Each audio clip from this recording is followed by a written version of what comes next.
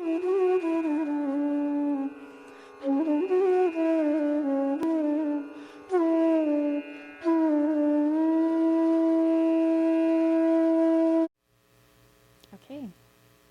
namaste.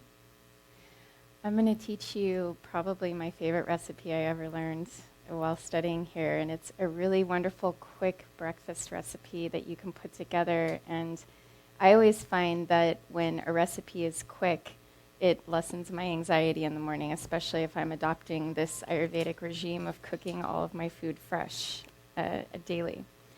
So suji is basically like, if you're familiar with cream of wheat, if you ever grew up eating that, this is sort of a wheat version of that. And it is nourishing and cooling to the mind and the body, but it also serves to impart strength and endurance into your deepest tissues in your body.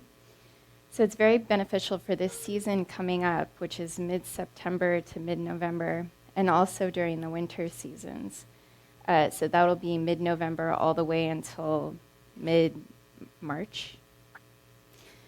And another great recipe that was already mentioned, I think, by Gayatri Ji was the spiced milk recipe, which has really transformed my sleep and also just my general calm, grounded nature compared to how I used to be. And we have that on our YouTube site. You can just type in Vedika Global spiced milk, and the recipe will come up. And that's relatively quick to come together too, and you can just make that fresh every night. Like Gayatri Ji said, around 45 minutes before you go to sleep, and you'll really notice it starting to kind of give you that sedative effect.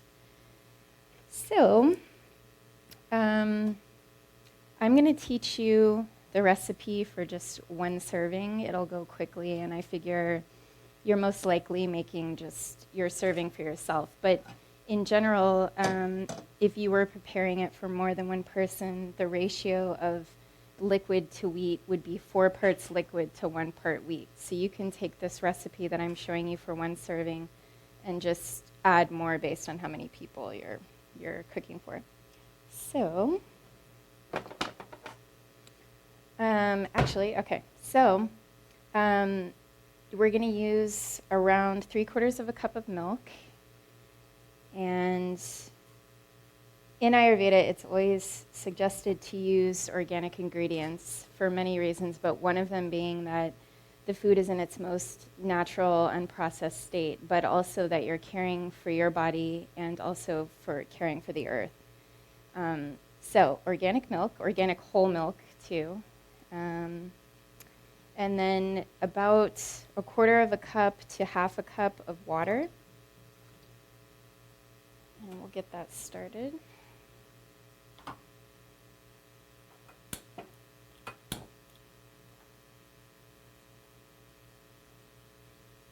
Okay.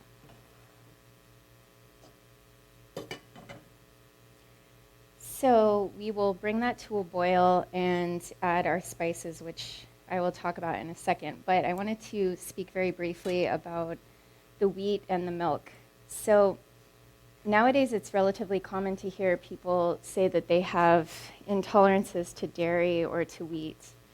And while Ayurveda recognizes that both of these foods are considered sweet and cool and heavier to digest, the way that we mitigate that heavy factor is to bring the element of fire through the food. So it's important to bring the milk to a boil and also to pre-toast the suji.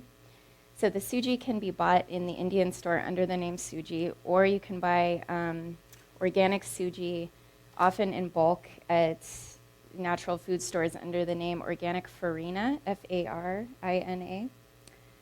And so this has a quality of being heavy, sweet, cooling. And so if you think about the heat of the mind and, the movement, as Gayatri Ji talked about with vata and these things that are pushing anxiety and stress in your system, you can easily understand why this recipe would calm the mind. So, I guess I'll just talk about the ingredients. So to this milk and water mixture, we're going to add sugar. So we use, again, organic sugar because it's in its most natural unprocessed state, and we use white sugar. It has the qualities that you're looking for of being heavy, sweet, and cooling, again. You can find this under the name organic evaporated cane juice if it's not just labeled organic white sugar.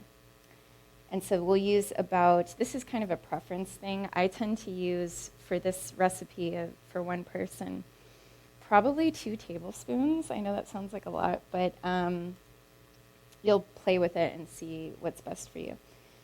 The next ingredient would be cardamom, which the most ideal situation is not to get powdered. It has more of a quality of tamas in it because it's been sitting around already processed and powdered, and it's lost a lot of its potency. So if you can get a mortar and pestle or just, crush the pods and put them in. I tend to use about 4 to 6. I really like cardamom. Then haldi or turmeric, which Ayurveda has spoken about the numerous benefits of turmeric since time immemorial, and now we're seeing that in Western medicine and in the media, it's really getting a lot of attention for being anti-inflammatory, antibiotic, anti-carcinogenic, anti, and all those antis equal to very good for you. And not only does it lend a really beautiful yellow color to the food, but it also has qualities that lighten the heavy qualities of the milk and the sugar and the wheat. So with that said, we're also using saffron, which is actually mildly heating. And again, that mitigates some of these heavier and cooler qualities. But the great thing about saffron, it also lends a little bit of yellow too. But besides the wonderful fragrance, it also nourishes the deepest body tissue. Therefore, it will nourish all the other tissues in the body.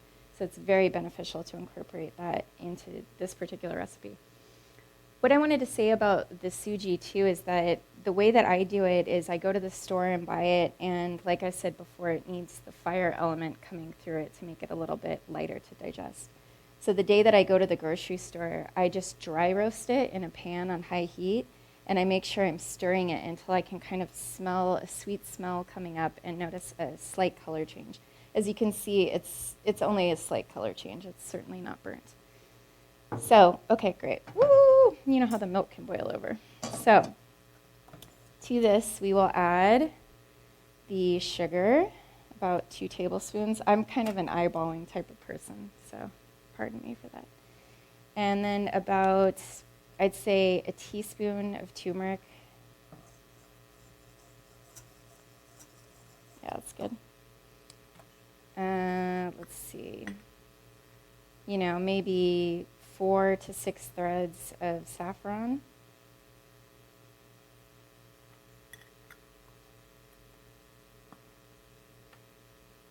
And then this is the cardamom. This is around 6 pods that we've ground up. And we'll kind of stir that around so the sugar doesn't burn on the bottom. And then we're going to allow the heat. In fact, I'm going to turn it down just a tad. If I can figure it out. There we go. We'll let that mixture sort of steep together and allow the milk to pull out the wonderful fragrance and the medicinal qualities of the herbs. And to that, actually, I forgot the most important ingredient, which is ghee, organic, of course. And ghee is so special because it helps give you the quality of sattva in your body. It also is cooling, but it has this interesting quality of being promoting to your digestion. So if you think about a fire and you pouring oil on the fire, it will actually make the fire bigger so that it serves to strengthen your digestion. Of course, you wouldn't want to pour a ton of oil on the fire because even that will put the fire out. So with moderation.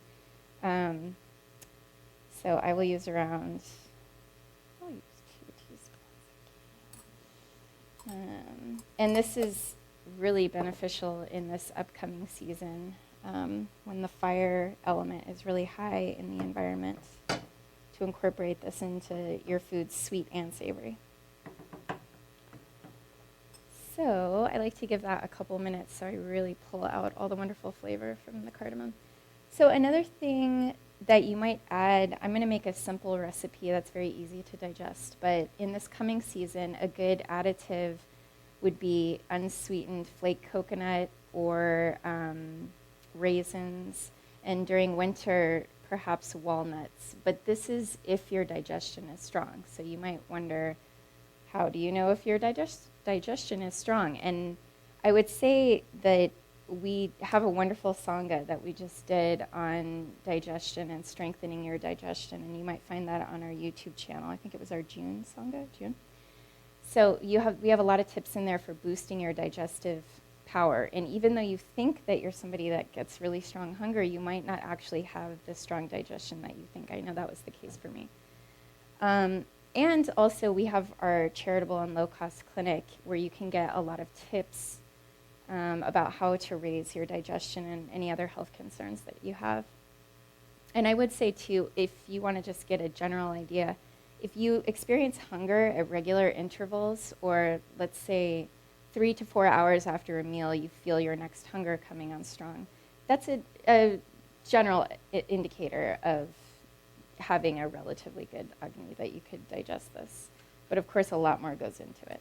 So, all right, great. So this is steeped for a while. Now this is the critical moment. So if you just pour the suji in, it will clump up, and it won't be the consistency that you want. So I start whisking, and I pour it in again, or if I haven't mentioned it before, this is a 1/4 cup of the toasted suji, and I had a total of 1 cup of the other liquid.